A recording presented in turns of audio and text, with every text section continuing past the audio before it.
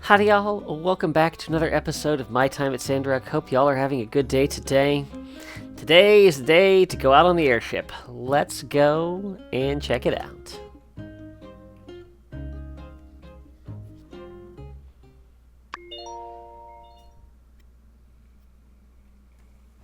Please keep your hands and feet inside the imaginary, real vehicle.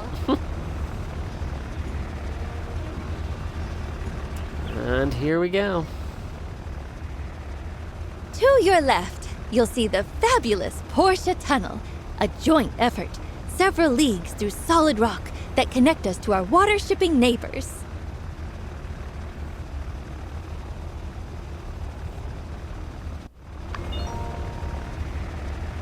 To your right, the fabulous Katori World, happiest place in the Free Cities. But don't take my word for it. Take the whole family for a ride on the world-famous Coaster World.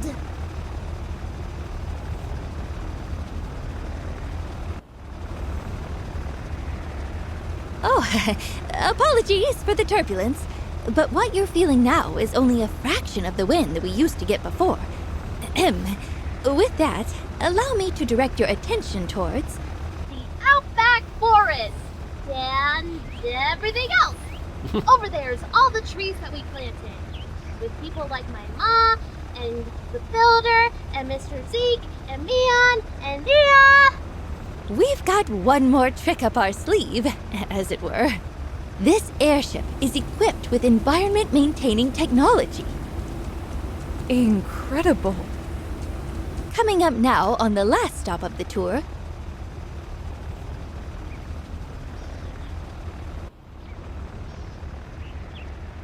what you see before you is Martel's Oasis, restored to its former glory through the monumentous efforts of our wonderful townsfolk. Indeed, what you see before you is the jewel of the Eufala. This concludes the tour. Now, everyone, please just enjoy the ride.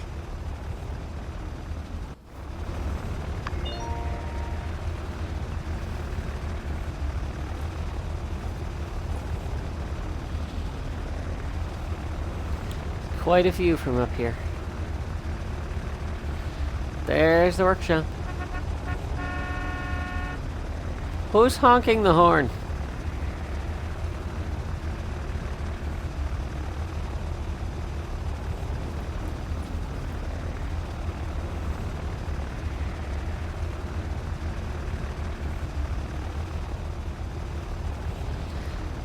It's quite a lot that we've built.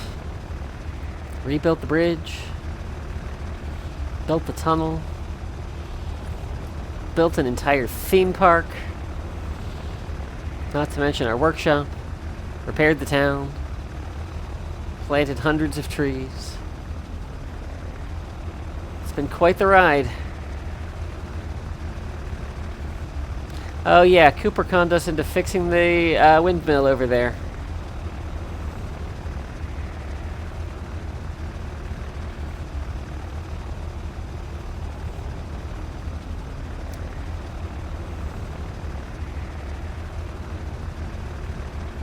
Quite the view from up here.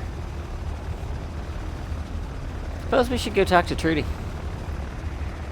Well, how do you feel? I think I'm sad somehow. Really? Me too. But it's a good sad. Yes. I think maybe we're just sad because it's over. I mean, our struggle. We've won. But now, with no serious challenges on the horizon, what follows is some feeling of emptiness. Yeah. But the end of our struggle means not just a new chapter for Sandrock, but for ourselves, too. Indeed. It's been a long road. Sometimes, when I look at old photographs, I hardly recognize myself. To think that flawed person changed to be the ones standing here with you now. Sometimes things looked bleak, really bleak. But we had each other, and new friends we made along the way. We pushed through. We never gave up, no matter how bad it looked. And through it all, we were able to create a better world for our children. So, what's next for us? I really can't say. But what I do know is that we have earned our destiny. Every day here, every day belongs to us.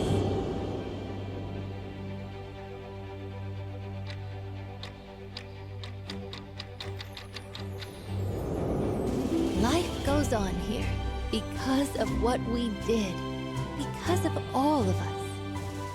I know we made a difference.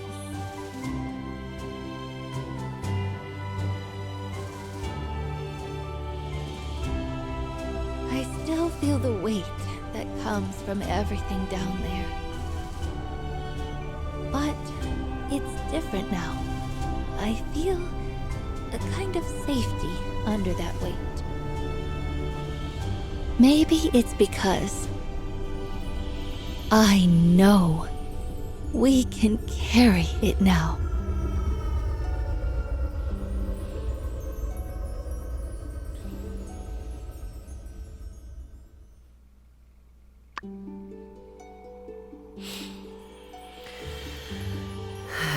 And that is it. We have restored Sandrock to its glory. And even knowing how this ended, I still got emotional. Cody's time in Sandrock. Day 7, spring year 3. It's been 202 days since you got off the train from Highwind and began your adventure in Sandrock. That time, Mian and President Yan came to welcome you, the latter of which didn't give off the best of first impressions. You and Mian then registered your workshops.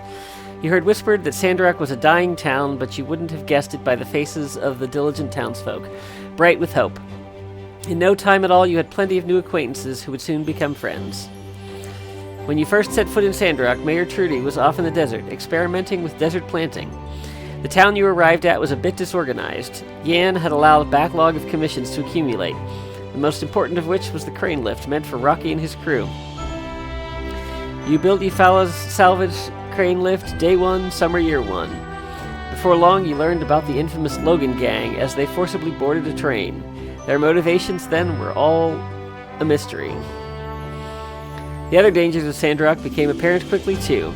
A once peaceful group of lizard folk, the Geeglers, became hostile and emboldened, launching numerous attacks against Sandrock, which you repelled, ultimately resulting in the destruction of the Shonash Bridge and the literal fall of the Geegler president via his own hubris.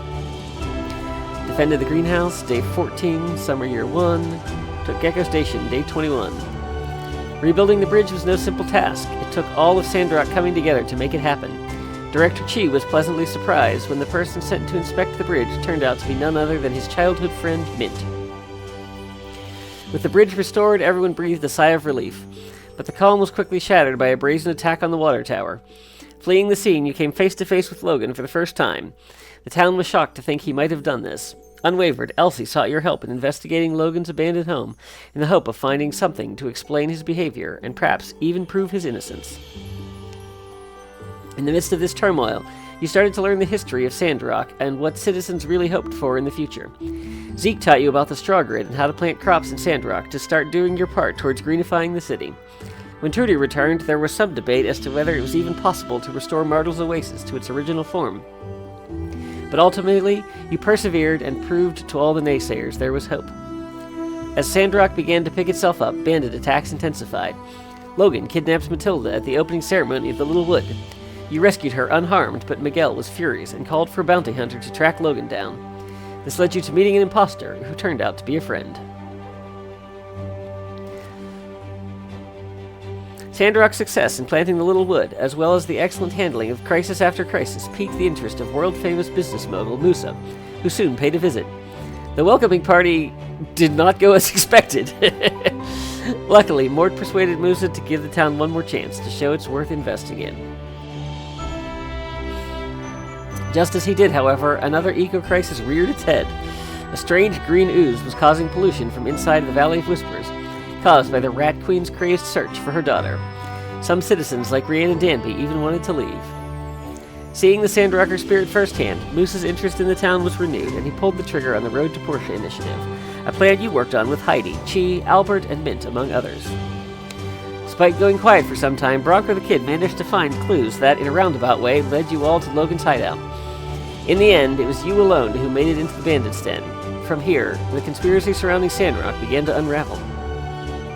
Suddenly, it all came to a head when Logan pulled down the statue of Peach in front of everyone at Haru's trial. It turned out that Miguel and Penn were Duvos agents sent to dry up Sandrock. You exposed them, but they didn't go down without a fight. Our saboteurs behind bars all seemed to be well in Sandrock again. Logan and Haru rejoined the town. Grace was preparing to complete her mission.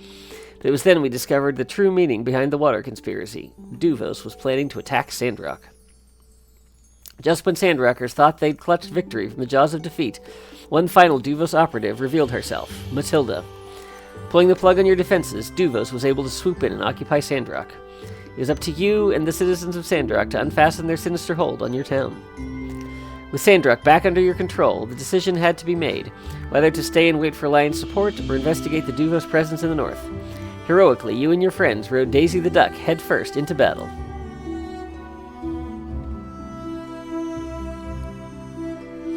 With Duvos out of the way, there was nothing stopping you and your friends from making Sandrock the beautiful oasis Martel always believed it could be.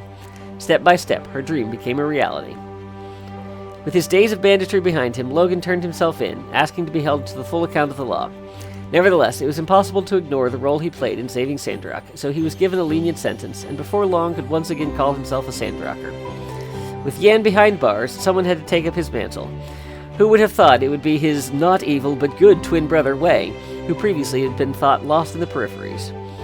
Soon after, former nemesis of Sandrock, Larry, the Giegler president, was found, broken. Through the compassion of yours and others, he became a friend and a member of Sandrock.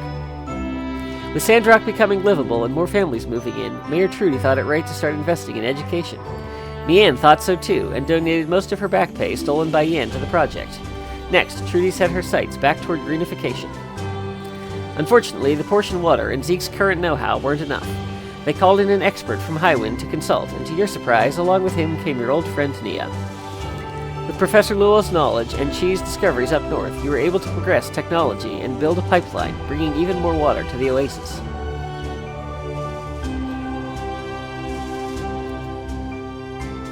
Katori was finally able to manifest her own dream, the dream of creating an amusement park in Sandrock.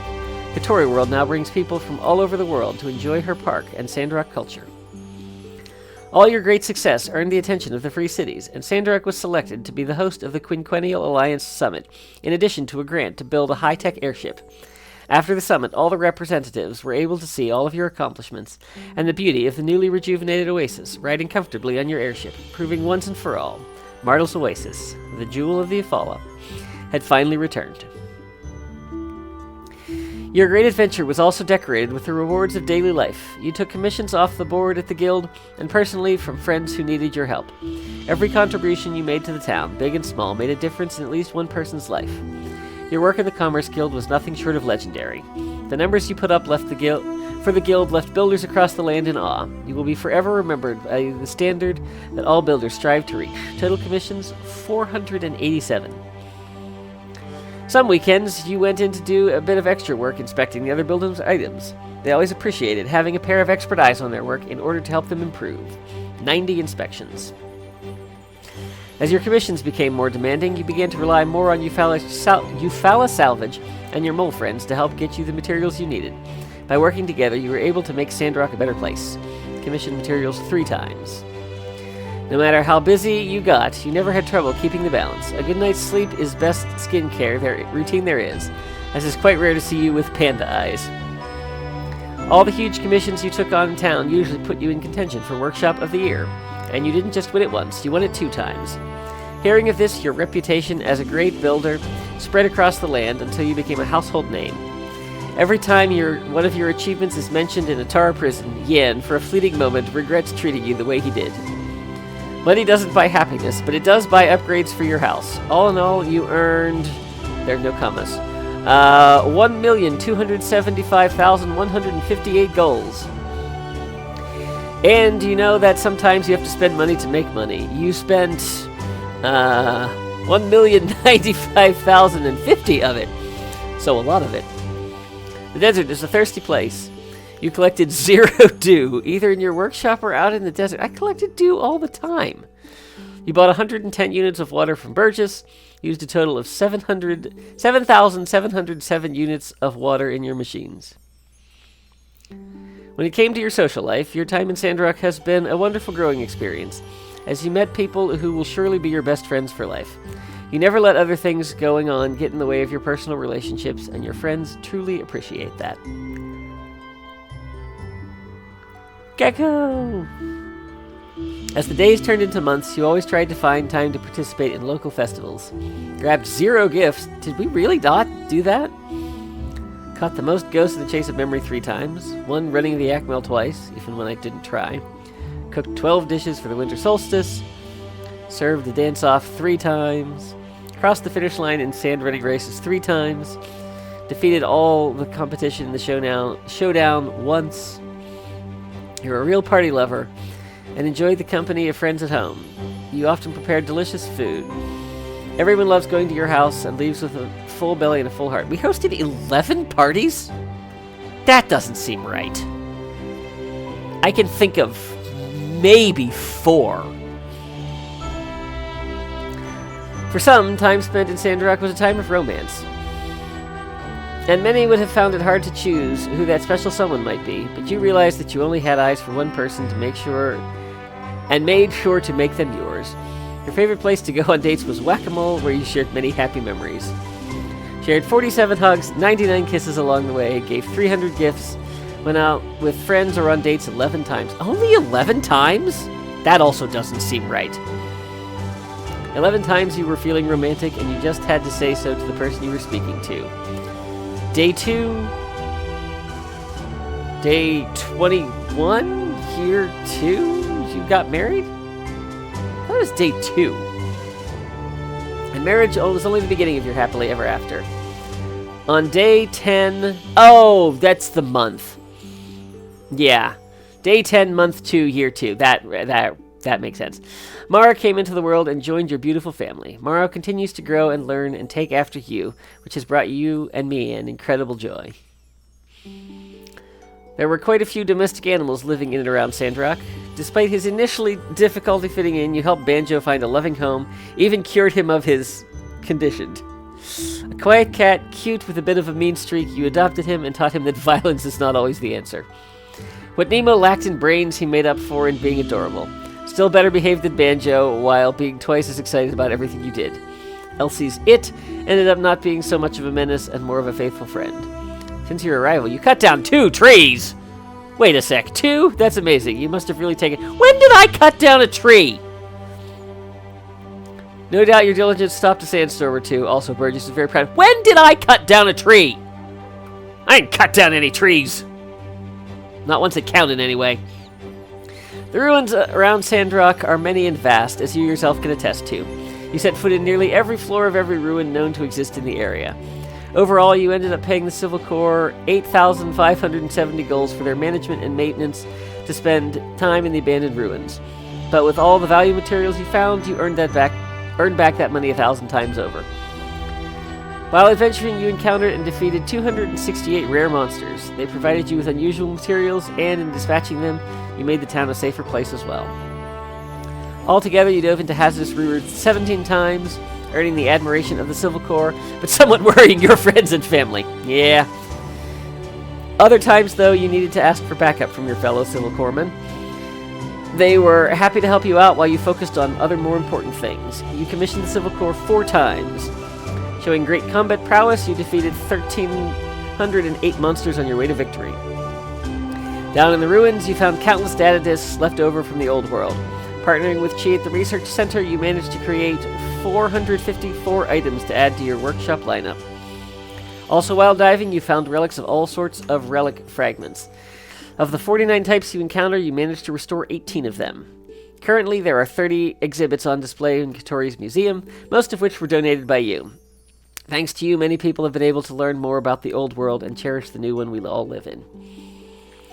When you came to Sandrock, you could hardly fry an egg, but in your time, your skills rivaled even the top chefs of the Free Cities, did they?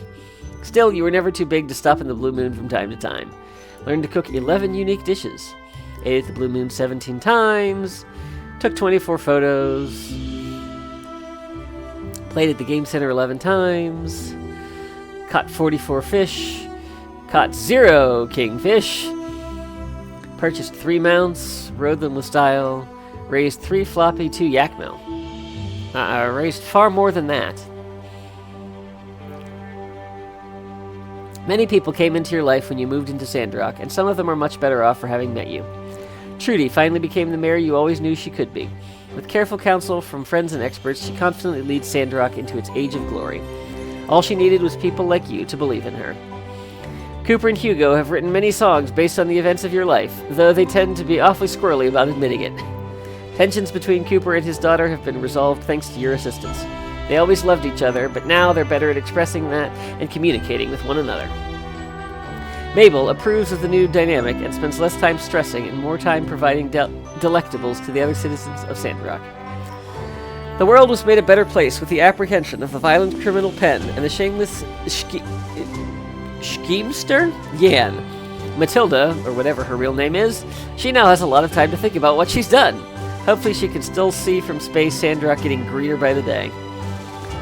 The old builder Mason read about you in the news and breathed a sigh of relief, glad it was all over. Who knows, however, if his past will ever catch up with him. Burgess stepped up and became the minister of Sandrock, Church of the Light, but only because the people of Sandrock gave him the confidence to do so.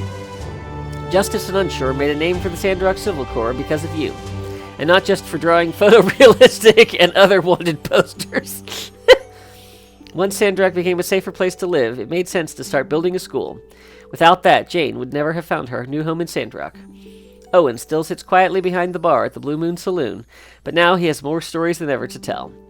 Rocky and his wife Crystal have now been extremely justified in being the last salvage company to hold out in Sandrock's slump. With the newly found starship ruins, they'll likely be digging up relics that'll move them to bigger house before long. Katori found success by building her business and finally her theme park. Her drive to prove herself separated her from her family, but in the end she was able to reunite and reconnect with her son, who is very proud of his mother. Miguel fell down into a rabbit hole of dangerous philosophy, which led him to act in ways many would find hard to forgive. He chose to live out his days in Atara prison to atone for his sins. If only there was some way to have helped him see the light. Amira and Arvio have grown as people, and their relationship as siblings is now stronger than ever.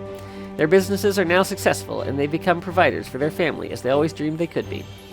Rianne and Danby finally gained the security they needed to start their family in the newer, greener Sandrock.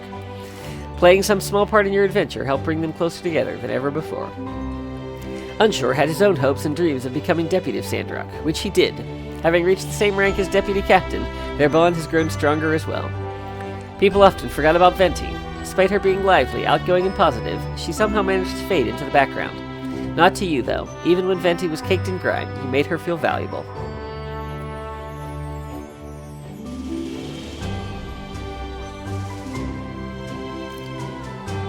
As chief consultant for Pablo's fashion show, you ensured that it would go off without a hitch, as well as attract quite a crowd. The show really made the jewel of the Eufala shine and proved that Sandrock isn't just a passing fad. Long talks with Heidi helped her figure out exactly what she wanted to do with her life. And with that little added boost of confidence, she was able to convince her master Verna that perhaps there was more to life than being avant-garde. Between cram sessions, Haru often thinks of you, Logan, and Andy. This semester he was top of his class, which has earned him a hefty scholarship for next year. Logan sleeps with both eyes closed at night, his name cleared and his debts to society paid. He serves as a role model for young Andy, who will surely go on to do great things with all the support he's received as a member of your community. Grace had the highlight of her career with your help. Some adventures are too great, even for super spies, so she decided to come back to Sandrock to retire and be the cook she always pretended to be. At least for a while.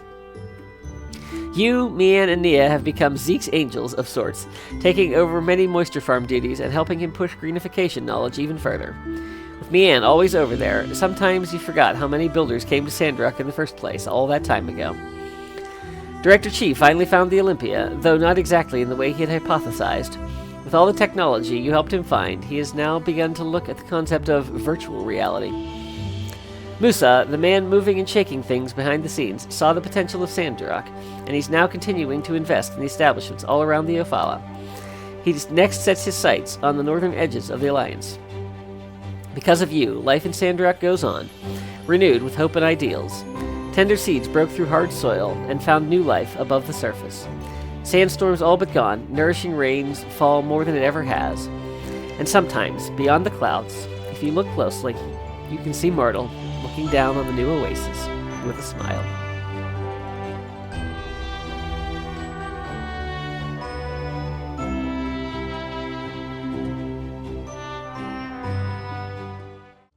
And with that, our story at Sandrock has come to an end. Mostly.